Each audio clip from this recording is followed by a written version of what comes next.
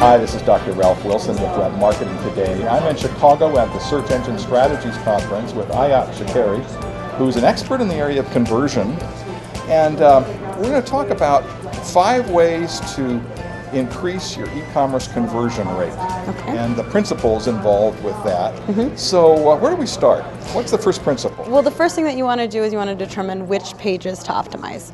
And You can't do everything at once, particularly if it's a huge e-commerce site. right, absolutely. So whether it's a small e-commerce site or a large e-commerce site, you want to try to figure out what are the pages that I want to target. And in order to do that, you have to do a little bit of analysis on your analytics. Okay. You want to look at your analytics. You want to see, how are my product pages performing? How many users are actually adding to cart?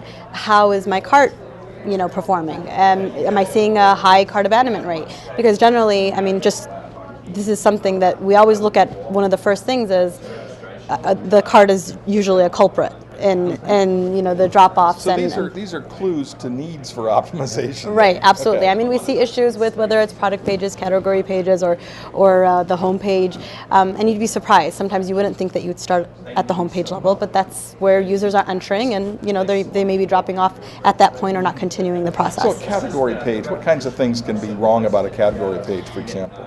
Probably in general, I would say the headline on the page is usually an issue. Okay. Generally, the description that you offer for every single product is not clear. Sometimes it's just the images and the way that they look. Users aren't getting the feel that this is exactly what they're looking for. So your analytics will give you clues, and then you figure from there, okay, where do I start? Right, absolutely. Okay. And I would guess also you would start with your best-selling products. Right, absolutely. You Take want to a good look thing at and make it better. Right, absolutely. Okay. So what's the second point to this? So the second thing is, once I determine the page, okay, now I have this page, what am I going to change on it? You don't want to just randomly change different things. You want to make sure that whatever you change makes sense, and you want to make sure it makes sense to your specific market. So what I would do is I'd look up, my market, research, do my market research, understand the different segments that I'm targeting, and try to cater the specific page to them, and understand that, okay, well, if I change this element, how is it going to impact the different market segments? So selling to goth teenagers is going to be different than selling to senior citizens. Right, and they might be coming to the same exact website, so you have to make sure you're addressing the needs of both. I doubt they'd be coming to the same, but you never know. But you basically want to make these pages so they appeal to the interests of the target group. That's Right. your point. Right, Okay. absolutely. And that's how I would determine and prioritize what am I going to optimize first. So I would make kind of a list. These are the things that I think I need to change. How is this element going to impact the different target segments? And what priority would I give it? Would I give it a priority 1? Would I give it a priority 4? And that way you could just make a list and determine what I'm going to change and have kind of a systematic approach rather than randomly just choosing things. What are the elements, say, on a product page that are typically need to be optimized? Well, something that, especially when you're talking about different market segments, you want to look at the copy, because a lot of times, if it's bulleted or if it's just a description in general, you want to make sure that it addresses the different market segments. So I would kind of take a look at that. I would look at how the image appeals to the different users. Okay. I'd want to look at, obviously, the headline. I want to look at the add to cart button. I'd want to look at how the price is displayed. That's also an important thing to consider. Okay, so those are some of the main ones then, the elements of how you're planning to make your changes. Yep. Okay, your third point is selecting the right pages to test. Tell me about that. All right, so testing is extremely important, and I would encourage anybody who's going to do any optimization on their test to, look into it. It's fairly easy to set up. It might be a little bit complex. I don't want to make it really. It's easy to set yeah, up. absolutely. I don't want to. We're talking about tools like Google Website Optimizer, right? Or something like that. It's free and available. Of course, I'm not saying it's extremely easy, especially with an e-commerce site. Right. There are some complexities to it, but generally, it's something that you should consider if you're going to optimize your website. Or the person that's doing your website stuff for you, have them learn how to use it. Right, absolutely. And select the right pages to test. So just like you're selecting what to optimize on your website, you want to select the right pages. So how do I figure out if this is the right page to test? Well, if it's getting really low traffic numbers to the page and the conversion is really low on the page, your test is going to take forever. So you want to make sure that you reduce that no matter what. And maybe I want to put off testing until I, get more traffic to that page. And the smaller the amount of traffic to your website, the longer a test will take, because if you don't have enough traffic to your site, you don't get statistically valid results. Right, absolutely. I mean, it's a combination between traffic and conversion. So if I'm getting low number of traffic but I have a really high conversion rate, I can probably test. Okay. So you just want to make sure that it makes sense to test. So going along that point with testing, this is kind of my fourth point, would be I want to reduce the number of scenarios. So what that means is basically a lot of times when I decide to do a multivariate test, for instance. That is testing several elements at the same time. Right. Because I'm testing several different elements, I might end up with 200 different scenarios. And the problem with that is for a small e-commerce site or for even a large e-commerce site, that could take months. When you say 200 different scenarios, you mean if you've got 5 elements and each of them interacts with each other one.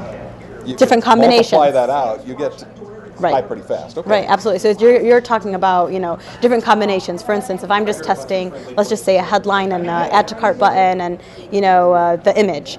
Those are 3 elements. You multiply that several different times, you're going to get lots of scenarios. So you just want to make sure that you limit that as much as possible. The way I can limit scenarios is I go in, look at each one, and I think, is this going to work for my market? Take my personas, this is where my personas come into play again. See if these... Your persona is the kind of person that would be your typical shopper for a certain kind of a demographic group. Right, absolutely. So it's kind of representing a different market segment to a certain extent. So I look, does this apply to them? Is this going to work with them, and so forth? And that way I can determine, okay, what scenarios I'm going to eliminate because it doesn't really make sense to have them. So that way, if I reduce scenarios, that means I'm going to reduce the number of, or the length of the test. And we don't like to run tests for more than 4 weeks. Why? Because there's a lot of external elements that impact the test as well. I mean, you're talking about... Christmas season might start. Right, Christmas season, the economy, your competitors running a sale, whatever it is, those are impacting your test. So you want to make sure that it's really small tests, small period of time, and limited scenarios. I hear a couple things I hear you saying. One is, just because your tool will do a lot of things, you don't want to make it do everything it can do necessarily. Right. And secondly, the more things you're testing, the longer it takes. Right, absolutely. And it really doesn't always take very long. For example, for a large e-commerce site, it's not going to take that long. Right. You're getting a lot of traffic, your conversion rate is, but I'm talking about smaller sites, a lot of times they struggle with that. It'll take, months. So for instance, we had this one client that came to us. They were testing something and they had, I think, 197 combinations. It was going to take them a year to complete, and we told them this just completely doesn't make sense for you. So we reduced that to actually, I think in the end it was maybe around 20 to 30 scenarios, and the test ran for just a month, and they were able to see results. Now, your 5th point is about small iterations. What do you mean by that? Well, a lot of times An you get really iteration is a change. Okay. Right. So a lot of times you're thinking, I want to optimize. You're getting really excited.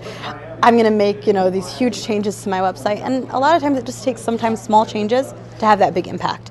And it goes back to the analysis, it goes back to understanding your market. You want to make sure that whatever change you're going to make is going to impact your market effectively. It doesn't have to be a large change. So we like to do smaller changes and have that bigger impact a lot more than doing large changes, and we aren't able to measure the results. Okay. So some small changes, test the result of that, and then maybe make some more changes. Yeah, so several small changes throughout the year, you're going to get a big result at the end. All right. Well, thanks for sharing with us. Tell me about your business and what you do. We do online marketing and conversion optimization for e-commerce specifically. Very good. Thank you. And the name of your company? Invest. INVESP as in Paul. Everybody always thinks it's invest with a T. But it sticks. Invest. Very good. Thanks so much. Thank you. This is Ralph Wilson with Web Marketing Today.